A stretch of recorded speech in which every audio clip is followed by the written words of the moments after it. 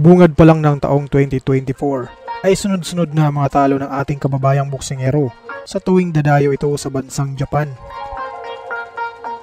Karamihan pa dito mga boss ay hindi umabot sa desisyon ng mga hurado dahil sa early rounds pa lang ay napapaluhod na at napapagapang na ng mga Hapones ang ating mga pambato.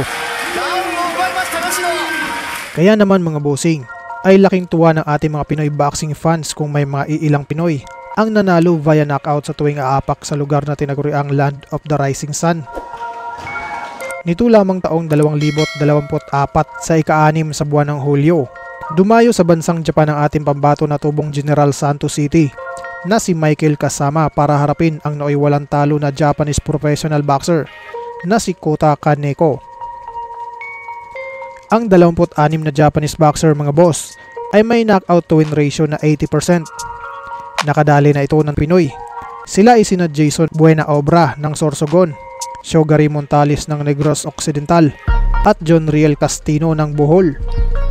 Ang Japanese na ito mga bossing ay may kartadang 5 panalo, may 1 talo at 4 dito ay tinapos via knockout.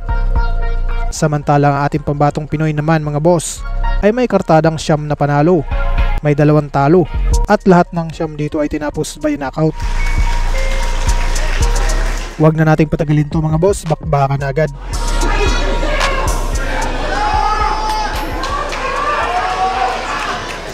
Jocelyn Trinidad, pagtapos po nito i-end live ko muna, tapos re-relive ko na lang po ulit. Okay po.